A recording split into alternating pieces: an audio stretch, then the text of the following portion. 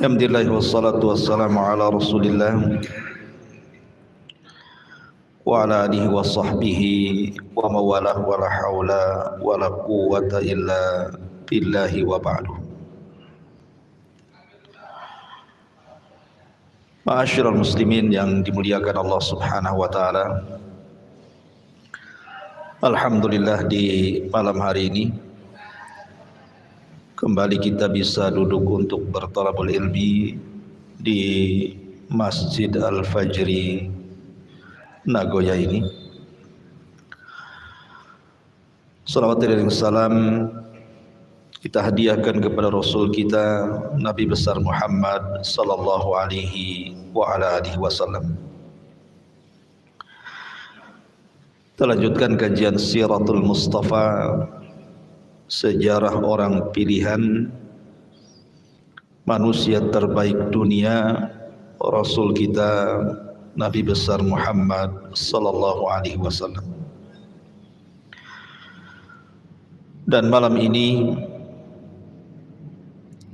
kita akan membahas masih seputar peperangan di zaman Rasul. Tetapi khusus malam ini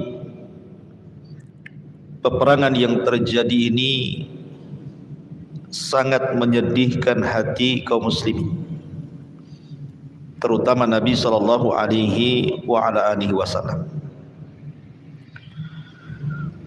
Karena di perang ini banyak gugur sahabat-sahabat pilihan, bahkan pakar-pakar Quran. Mereka dibunuh dengan cara dikhianati. Ada dua perkara atau dua perang yang ingin saya jelaskan di malam hari ini. Pertama, Sariyatul Raji. Raji itu artinya sumur. Di sini terjadi pembantaian. Kemudian yang kedua kita akan bicara tentang Bi'ru Ma'unah. Ini juga sumur juga, namanya sumur Ma'unah. Dua-duanya sumur. Makanya kemudian peperangannya dinisbatkan kepada dua sumur ini. Pertama sumur Raji' dan yang kedua sumur Ma'unah. Bagaimana kisahnya? Ma'asyiral muslimin yang dimuliakan Allah Subhanahu wa taala, ketika Nabi sallallahu alaihi wasallam mengalami kekalahan di Uhud dan banyak para sahabat menjadi korban di perang Uhud dan mati syahid. Sekitar 70 syuhada Uhud mati di perang Uhud. Maka tepat di bulan Safar pada tahun 4 Hijriah, di sini banyak peristiwa.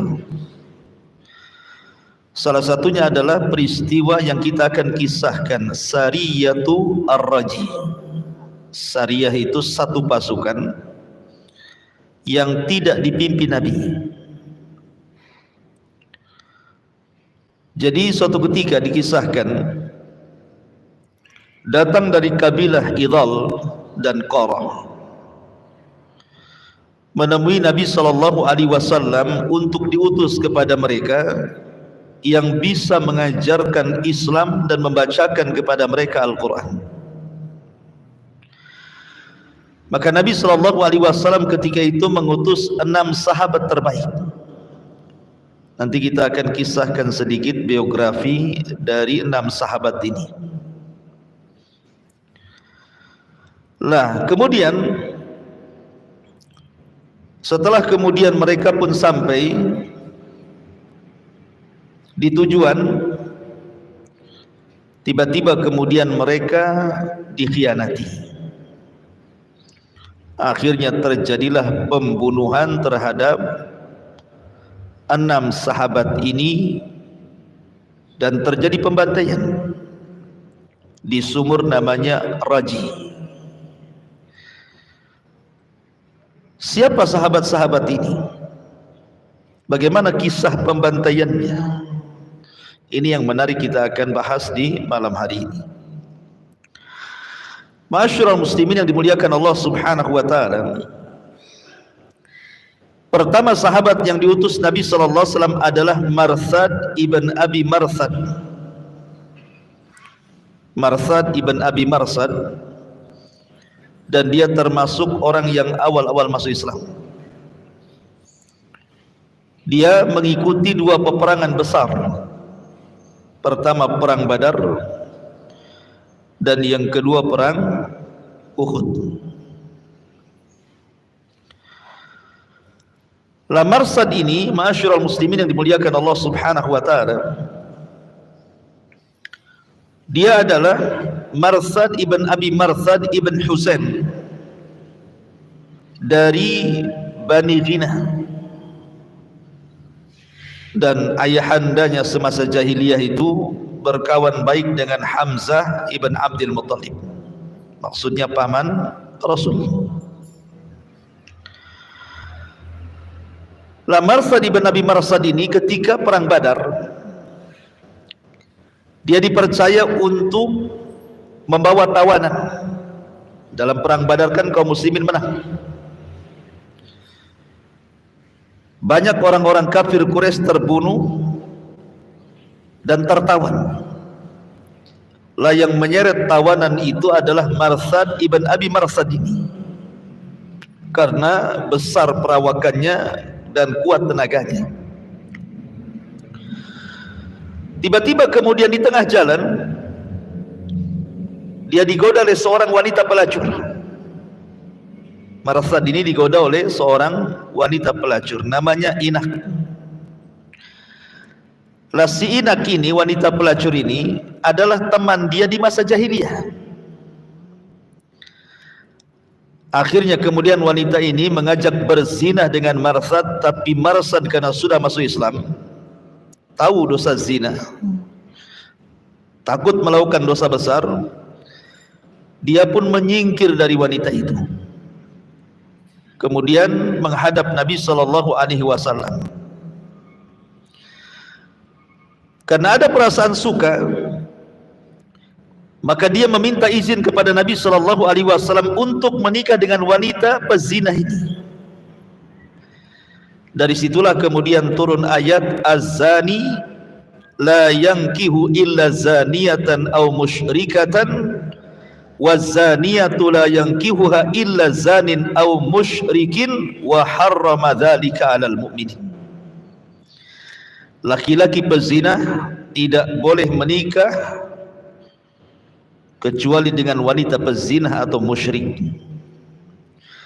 dan wanita pezina tidak mungkin menikah kecuali dengan laki-laki pezina atau musyrik, dan yang demikian itu diharamkan kepada orang-orang yang beriman. Turun ayat ini kepada Marsad ibn Abi Marsad. Marsad ini satu di antara 6 sahabat yang diutus dalam Sariyatul Raji ini. Ini satu sahabat. Kita sedikit-sedikit saja ya, karena juga pembahasannya panjang masalahnya. Kemudian yang kedua, sahabat namanya Khalid ibn Bukair al-Laythi. Khalid ibn Bukair al-Laythi, sama dia termasuk as-sabiqun al-awwalun, sahabat-sahabat yang awal-awal masuk Islam. Dan dia juga sama terlibat dalam perang Badar. Dan ingat, orang-orang yang terlibat dalam perang Badar itu punya keutamaan.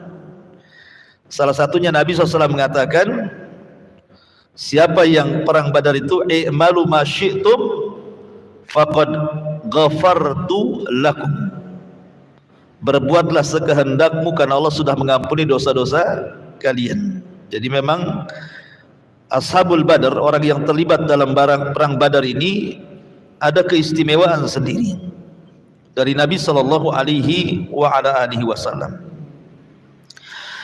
Dia pun hijrah bersama saudaranya ke Yathrib, kemudian dipersaudarakan oleh Nabi sallallahu alaihi wasallam dengan Zaid, dan dia pun ikut perang Badar, kemudian ikut perang Uhud, dan terlibat dalam pengutusan syariah dalam Sariyatul Raji yang kita ceritakan ini. Itulah Marsad ibn Abi Marsad ini. Kemudian yang ketiga, Asim ibn Thabit ibn Abil Aflah. Ini yang menarik kita kisahkan. Asim ibn Thabit ini. Asim ibn Thabit ibn Abi Aflah ini, dia sahabat Ansar dan dia dari Aus. Dia salah satu yang ikut pembaiatan Aqabah. Sudah saya ceritakan Aqabah yang pertama, Aqabah yang kedua, mudah-mudahan masih ingat. Dan dia pun terlibat dalam perang Badar dan perang Uhud. Dia salah satu orang yang mati syahid pada Sariyatul Raji yang kita akan kisahkan ini. Masalahnya begini, yang menarik dari kisah Asim ibn Thabit ini, dia kan dipenggal kepalanya. Kemudian orang-orang yang memenggal kepala Asim ibn Thabit ini ingin menyerahkan kepalanya kepada seorang wanita, yang wanita ini merasa dendam karena saudaranya terbunuh dalam perang Badar. Wanita ini bersumpah untuk menggunakan kepala Asim ibn Thabit ini, kemudian batok kepalanya digunakan untuk minum khamar. Itu sumpahnya wanita itu. Jadi ketika Asim ibn Thabit ini meninggal dunia, dan ketika jasadnya mau diambil, mau diserahkan dan mau dijual ke wanita yang fajir itu, yang fasik, yang kafirah itu, tiba-tiba datang tawon dari mana-mana, lebah dari mana-mana, dan melindungi jasadnya, sehingga orang-orang musyrik ini tidak bisa mengambil jasadnya. Akhirnya mereka pun menunggu sampai pagi hari. Mudah-mudahan lebah dan tawon itu hilang dan mereka bisa mengambil jasadnya dan bisa menjual jasadnya ke wanita kafirah itu. Tetapi Allah takdirkan turun hujan, kemudian membawa banjir lumpur. Jasadnya dibawa lumpur, kemudian hilang entah berantah kemana. Allah lindungi jasadnya, jasad Asim ibn Thabit ini. Luar biasa gitu ya. Karena dia pernah bersumpah kepada Allah Azza wa Jal, jangan sampai badannya disentuh oleh siapapun dari orang-orang musyrik itu, dan Allah kabulkan keinginannya. Asim ibn Thabit ibn Abil Aflah ini. Kemudian yang keempat, Zaid ibnu Dithinnah. Zaid ibn Dithinnah ini salah satu syuhada al-awwalin, juga termasuk sahabat-sahabat yang awal-awal masuk Islam, dan dialah yang membunuh pemimpin Quraisy dalam perang Badar. Siapa yang dibunuhnya? Umayyah ibn Khalaf.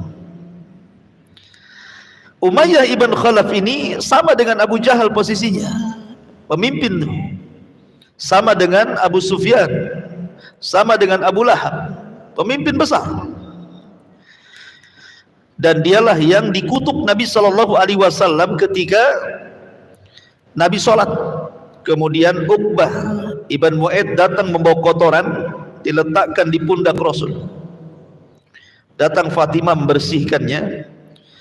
Kemudian setelah sholat, Fatimah mengatakan, wahai abiku, doakan kecelakaan kepada mereka. Salah satu yang didoakan kecelakaan adalah Umayyah ibn Khalaf.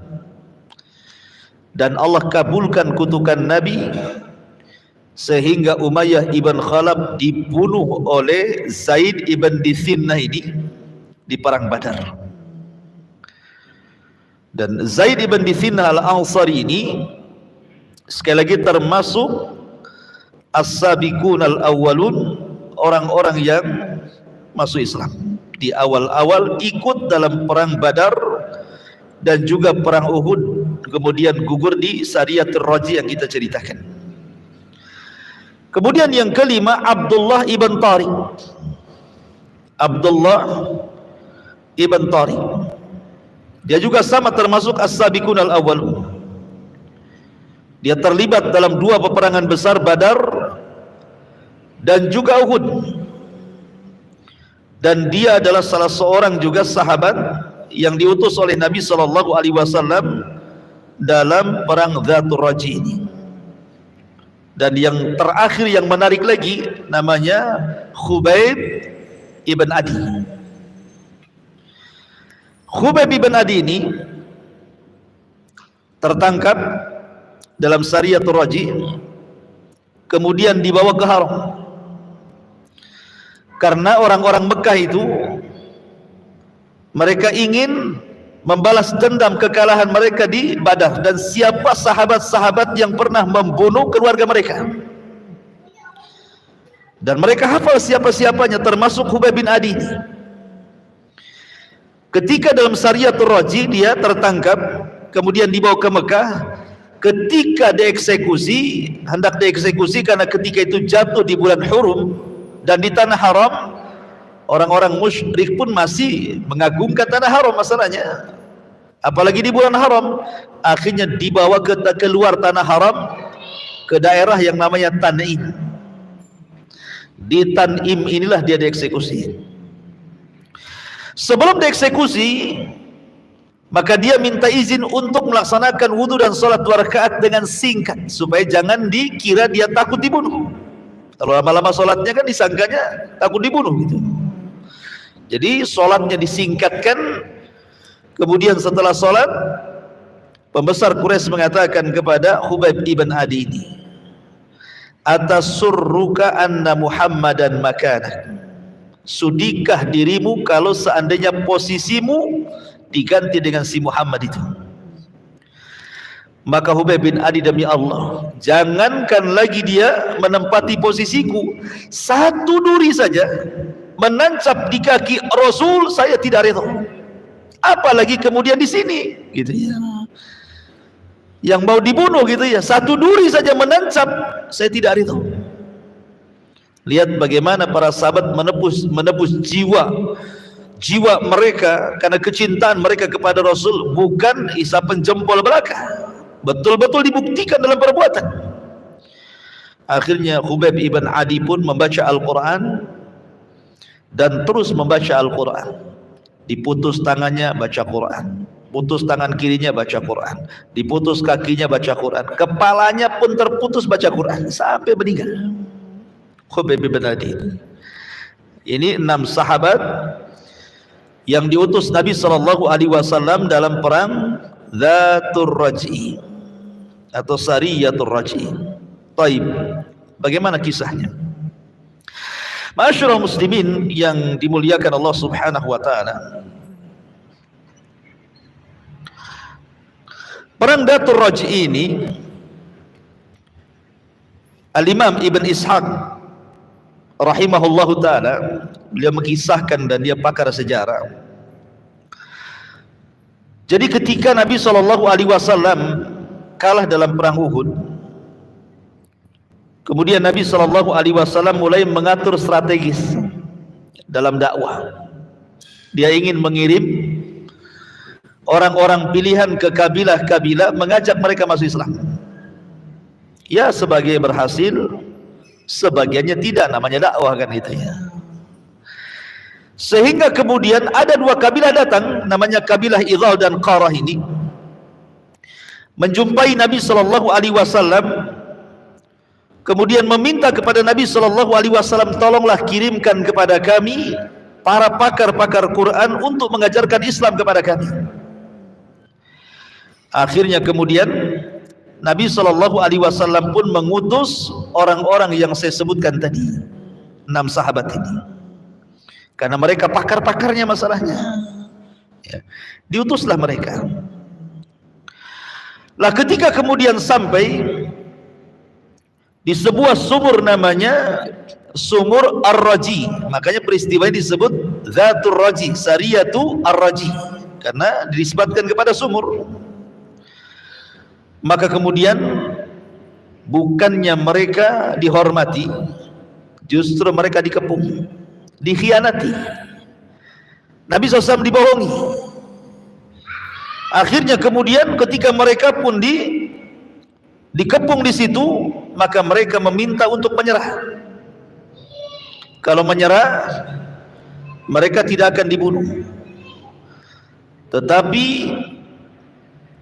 pemimpin dari sahabat-sahabat ini, Asim ibn Thabit tadi, mengatakan, demi Allah, kami tidak akan menerima satu perjanjian apapun dengan orang musyrik. Karena tahu orang-orang kafir itu suka menyalahi janji. Maka dikatakan, tidak mungkin kami melakukan perjanjian dengan kalian bahwa kalian akan menolong kami, mustahil. Tidak mau. Akhirnya Asim sebagai pemimpin, kalau kalian mau perang, kita perang. Masalahnya jumlah mereka banyak, 100 lebih. Ini cuma 6 orang. Gimana cara melawannya? Terjadilah kemudian peperangan. Maka akhirnya Asim pun meninggal di situ. Dan beberapa sahabat meninggal di situ, kecuali beberapa orang. Akhirnya menyerah. Salah satunya adalah Khubayb ibn Adi ini. Lah Khubayb ibn Adi ini kemudian diserahkan tadi. Diserahkan ke mana? Ke orang-orang Mekah yang dendam karena saudara-saudara mereka mati di perang Badar. Sampai akhirnya kemudian dia pun dieksekusi di Tan'im. Akhirnya kemudian Khubayb yang terakhir mati syahid dari 6 orang yang diutus Nabi sallallahu alaihi wasallam. Subhanallah. Ketika eksekusi Khubayb ibn Adi ini, ada orang musyrik hadir di situ. Salah satunya adalah Sa'id ibn Amir al-Jamhi. Sa'id ibn Amir al-Jamhi itu ikut menyaksikan dalam eksekusi siapa? Khubayb ibn Adi di Tan'im itu. Dia terpengaruh dengan doanya Khubayb. Karena sebelum dibunuh, Khubayb ini berdoa. Doanya persis seperti doa Nuh alaihi salatu wassalam. Apa doanya? Nabi Nuh alaihi salatu wassalam, Nuh mengatakan, Rabbi inni maghlubun fantasir. Ya Rabb, aku sudah dikalahkan, tolong aku. Maka Khubayb bin Adi mengatakan, Allahumma la tahsihim adada waqtul badada. Dia mengatakan, ya Allah, jangan kau perbanyak jumlah mereka, binasakan mereka semua, jangan kau sisakan, katanya. Doa ini terekam oleh namanya Sa'id ibn Amir ini, yang menyaksikan eksekusi dan masih musyrik dia. Sebab itulah dia masuk Islam. Sa'id ibn Amir ini masuk Islam karena terpengaruh dengan ucapan siapa? Khubayb ibn Adi. Dan dia baik Islamnya. Lah di zaman Khalifah Umar, Sa'id ibn Amir ini dijadikan gubernur Syam karena baik Islamnya. Kemudian dia pun terkenal zuhud dan wara. Nasihat-nasihatnya itu sangat bagus sekali, penuh dengan syarat dengan hikmah, sampai Umar terpengaruh. Akhirnya Umar menghendaki Sa'id ibn Amir ini digunakan atau dijadikan, diangkat menjadi gubernur di Syam. Tiba-tiba kemudian orang-orang Syam demo sama Umar tentang kepemimpinan Sa'id ibn Amir ini. Ada catatan. Kan Umar ini kan meminta kepada masyarakat Syam, karena ketika itu kan terjadi pacaklik hebat, kelaparan, kemiskinan di mana-mana. Jadi Umar bin Khattab ini kemudian meminta agar nama-nama orang miskin itu dicatat semuanya, biar tahu berapa jumlahnya kan. Rupanya dari sekian nama orang-orang miskin itu ada pula nama Sa'id ibn Amir di situ, gubernurnya. Subhanallah gitu. Coba kalau antum data orang-orang miskin, kira-kira masuk nggak wali kota di situ tuh? Nggak ada kan? Ini gubernur masuk dalam deretan orang-orang miskin. Nah, bayangkan. Amir ibn Sa'id ibn Amir ini. Akhirnya Umar ibn Khattab radhiyallahu anhu pun kaget gitu. Kenapa ada nama gubernur di sini? Ceritanya panjang. Yang ingin saya ceritakan, rupanya Sa'id ibn Amir ini diprotes sama rakyatnya. Jadi Umar bin Khattab bertanya, apa protes kalian terhadap gubernur kalian ini? Satu katanya, dia itu kalau keluar siang-siang saja, kalau malam tak mau keluar. Dan kalau kami pun datang malam-malam nggak mau diganggu dia. Masa gubernur kayak gitu katanya. Satu kan. Yang kedua, setiap 1 minggu ada 1 hari dari pagi sampai malam nggak keluar dia. Coba bayangkan ya, diprotes tuh. Kemudian yang ketiga, ini gubernur kami ini aneh. Kalau seandainya dia di tengah-tengah terik matahari, tiba-tiba jatuh pingsan katanya. Kata Umar bin Khattab, baik, saya akan interogasi gubernur kalian. Datangkan Sa'id ibn Amir kepada saya katanya.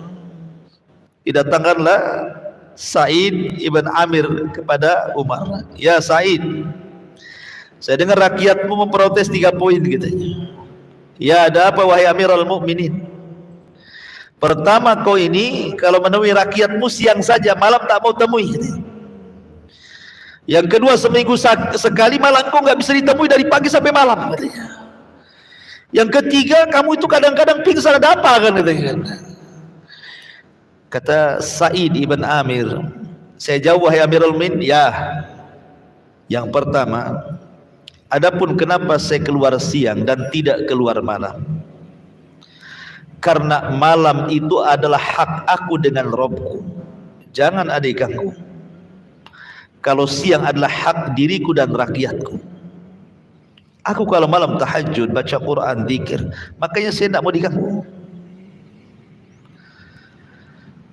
Kalau sekarang kan tidak, siang malam sama aja kalau pemimpin.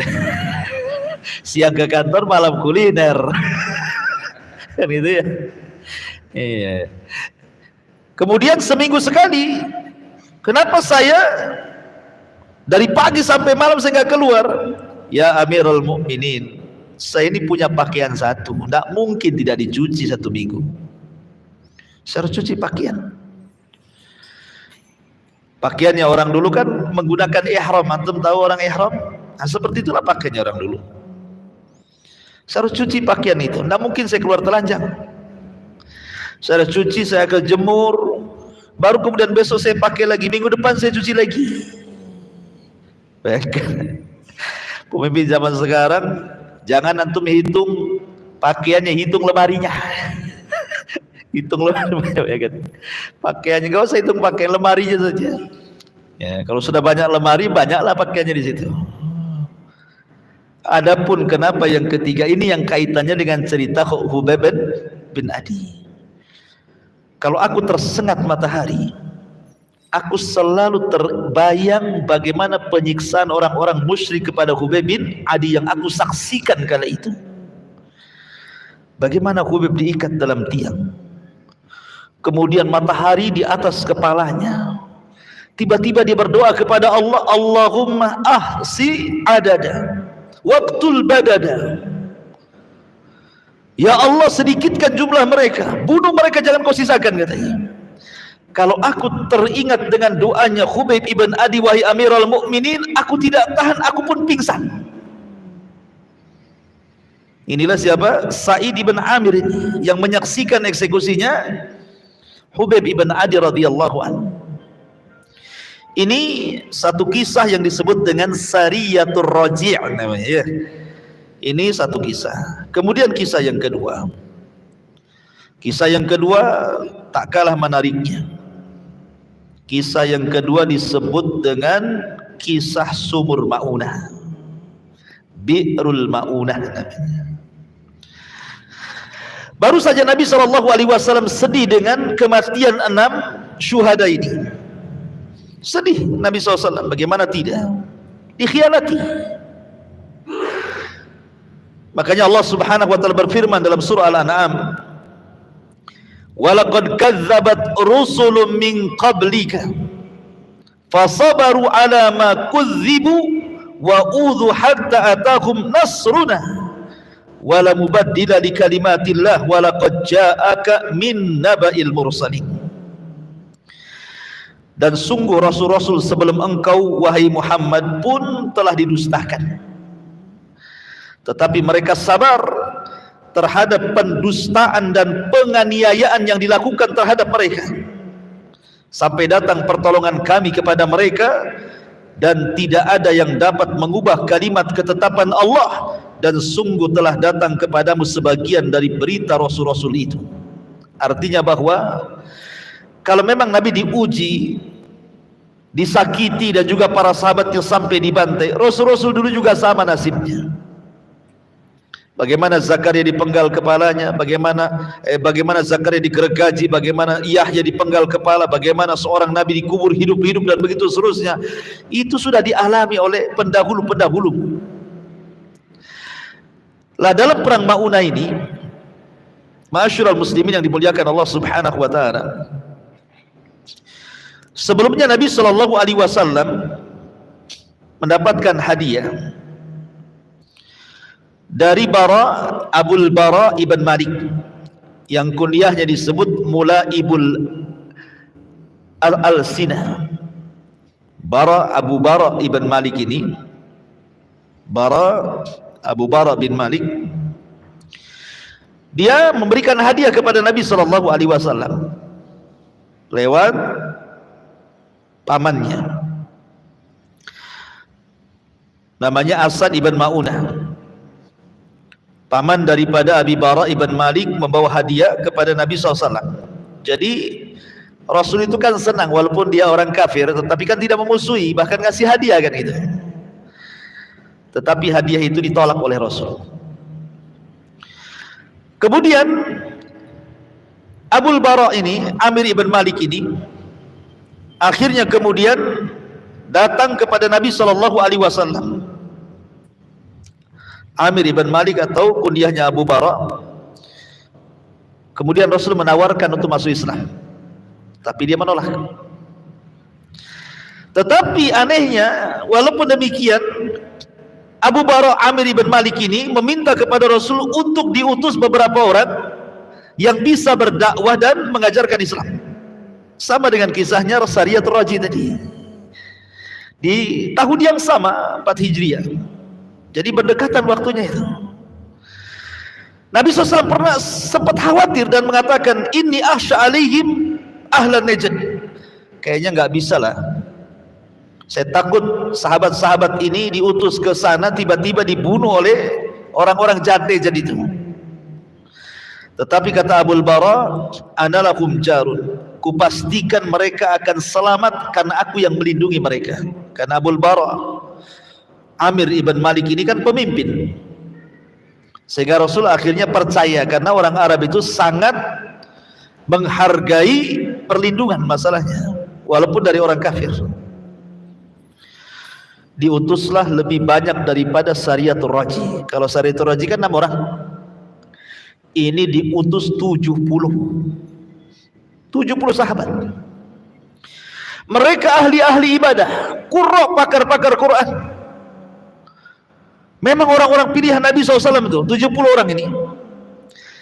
Terjadi perselisihan antara Imam Bukhari dan Imam Muslim.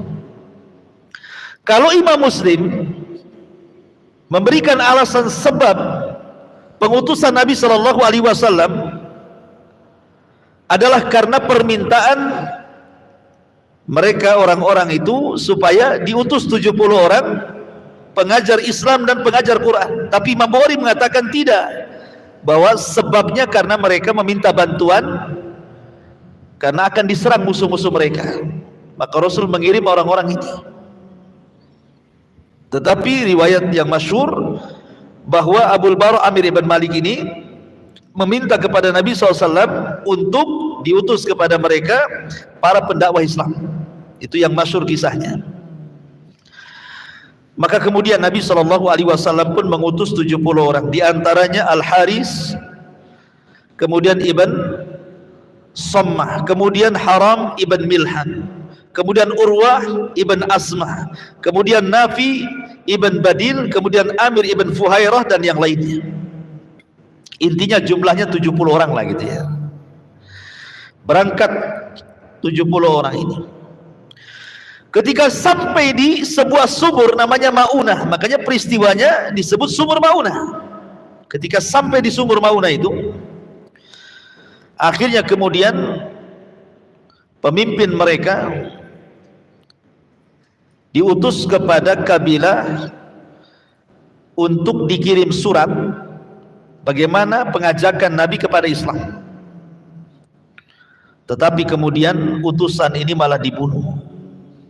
Haram ibn Milhan, salah satu dari syuhada sumur Maunah ini, dibunuh oleh anak dari atau keponakan daripada Abul Bara Amir ibn Malik yang minta diutus. Ponakannya jahat, namanya Amir ibn Tufail namanya. Kata Amir bin Tufail, tidak, saya tidak redha paman saya melindungi mereka, katanya.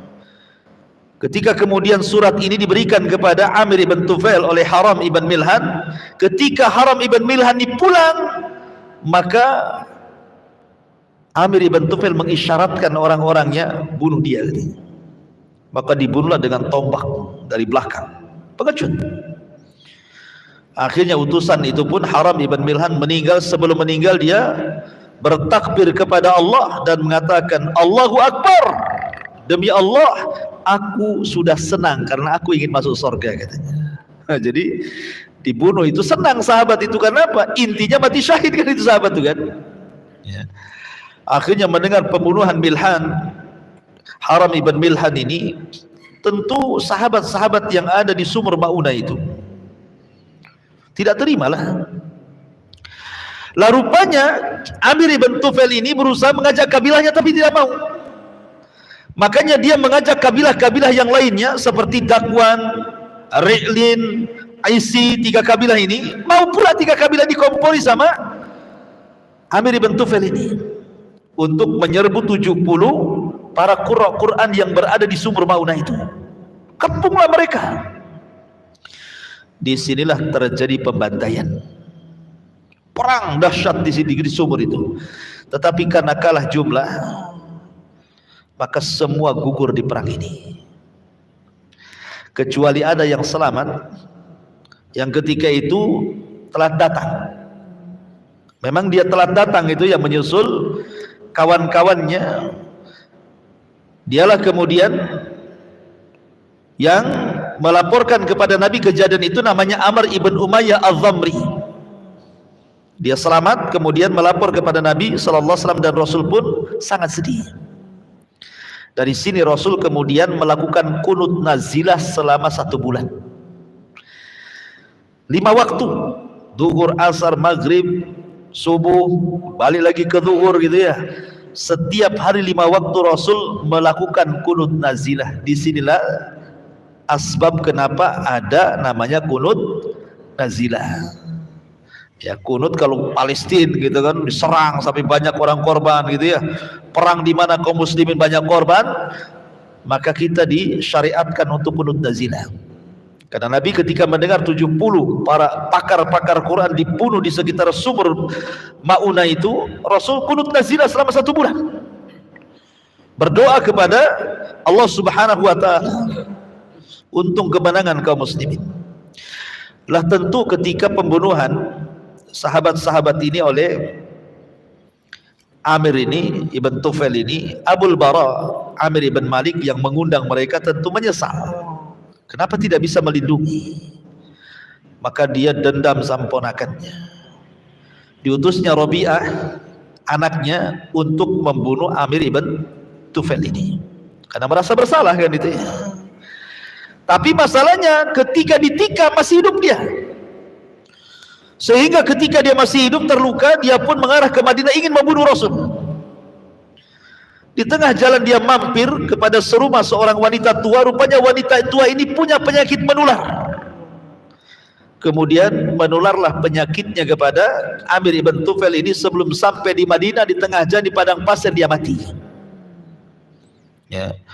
Dan inilah peristiwa ini, ikhwatul fillah muliakan Allah Subhanahu wa ta'ala, disebut peristiwa Sariyatul Maunah namanya. Kalau saat yang pertama Sariyatul Raji, dan yang peristiwa ini disebut Sariyatul Maunah.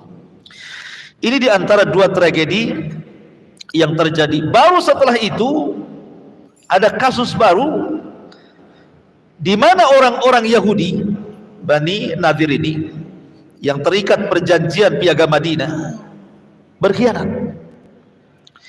Kemudian mereka berkumpul, kemudian mereka pun berusaha untuk rapat bagaimana caranya membunuh Nabi SAW. Jadi rapat mereka itu dalam rangka pembunuhan terhadap Nabi. Makanya kemudian ketika mereka rapat di situ, Allah Subhanahu wa taala permisalkan mereka seperti syaitan. Allah Subhanahu wa taala berfirman, "Kamatsali syaitan." Mereka seperti syaitan, kata Allah Subhanahu wa taala. Karena mereka sudah enggak bisa lagi berpikir gitu, bagaimana caranya membunuh Rasul saja. Padahal mereka terikat dengan perjanjian ini, Bani Nadir ini. Akhirnya kemudian salah seorang di antara mereka meminta jangan, tetapi mereka tetap saja merencanakan pembunuhan Nabi SAW. Maka dijelaskan, berdirilah orang yang paling jahat di antara mereka. Ada yang mengatakan namanya Amr ibn Jahash. Dia siap melakukan pembunuhan itu dan siap melukai Rasul dengan cara membawa batu dari atas rumah di mana Rasul lagi duduk di bawah, maka akan ditimpakan sama batu. Itu cara pembunuhannya. Karena bagaimanapun Rasul kan kemana-mana ada Bakar, Umar, susah ya. Mau membunuh Rasul itu susah kalau terang-terangan gitu ya. Sehingga mereka akan membunuh Rasul secara pengecut. Jadi di mana biasanya duduk-duduk Nabi di situ, di rumah siapa, maka orang Yahudi ini, Bani Nadir, akan naik di atas rumah membawa batu besar, nanti mau ditimpakan di kepalanya gitu ya. Tetapi niat mereka itu dibocorkan. Datang Jibril memberitahu Nabi SAW. Kemudian ketika itu Nabi SAW tidak jadi datang ke situ, justru mempersiapkan pasukan untuk mengepung Bani Nadir. Sebelum Rasul datang ke Bani Nadir, pemimpin munafik namanya siapa? Abdullah ibn Ubay datang menemui Bani Nadir, ngompori mereka. Padahal Bani Nadir sudah ketakutan. Ya, Huyai ibn Akhtab itu sudah ketakutan tuh pemimpinnya. Tetapi kemudian orang munafik ini ngompori mereka.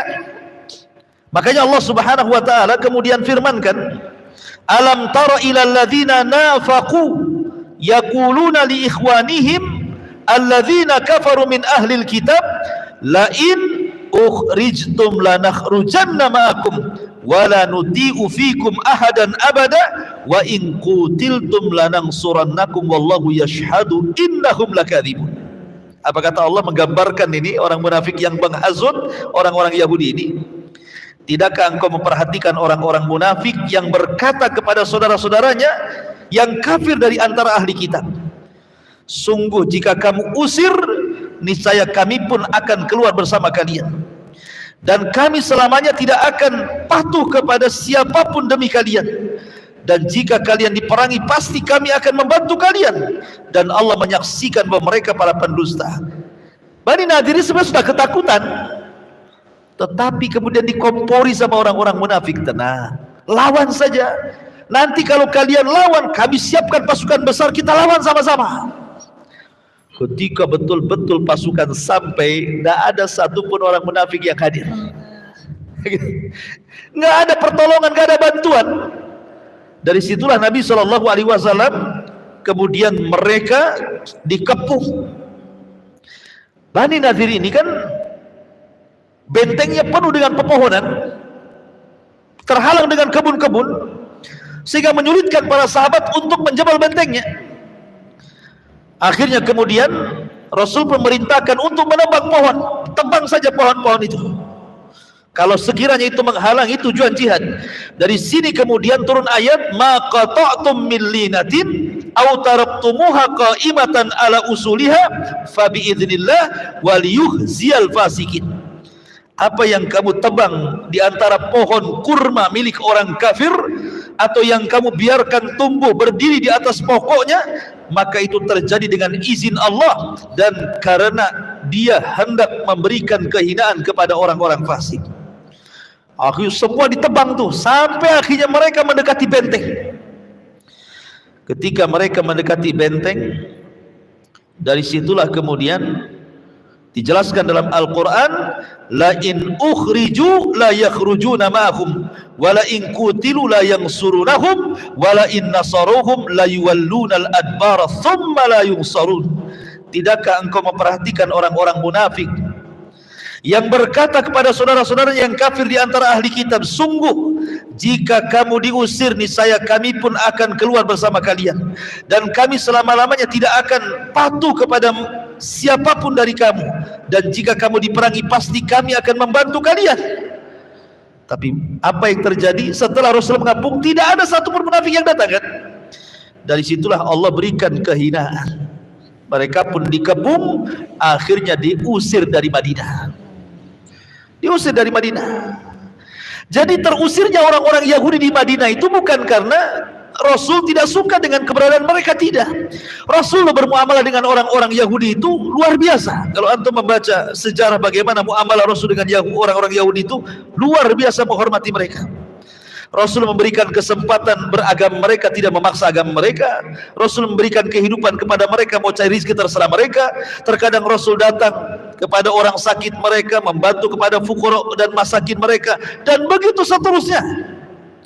Tetapi mereka berkhianat dalam perjanjian. Itulah yang menjadikan Rasul mengusir orang-orang Yahudi Bani Nadir ini keluar dari Madinah. Ya. Dari sini ma'asyiral muslimin yang dimuliakan Allah Subhanahu wa taala, bahwa Nabi selalu mendapatkan ujian. Dari awal perang Sariyatul Raji, bagaimana sedihnya Rasul, 6 sahabat harus jadi gugur. Kemudian Sariyatul Ma'unah, 70 syuhada mati persis jumlahnya dengan syuhada Uhud. Syuhada Uhud berapa? 70 orang kan? Di sini pun 70 orang. Kemudian perang Bani Nadir justru Rasul akan dibunuh dengan cara pengecut. Dan begitulah ujian kita, ikhwan. Dalam berdakwah itu pasti akan ada ujian seperti yang dialami Nabi SAW. Pasti disakiti, diuji, itu sudah fitrah dakwah. Maka jangan kemudian kita pantang mundur, terus berdakwah. Wallahu a'lam bishawab. Ini diantara kisah 3 perang secara singkat ya. Mohon maaf biasanya agak lama ya, saya karena ada keperluan. Saya cukupkan sampai di sini. Subhanakallahumma bihamdika asyhadu an la ilaha illa anta astaghfiruka wa atubu ilaik. Allahu ta'ala. Assalamualaikum warahmatullahi wabarakatuh.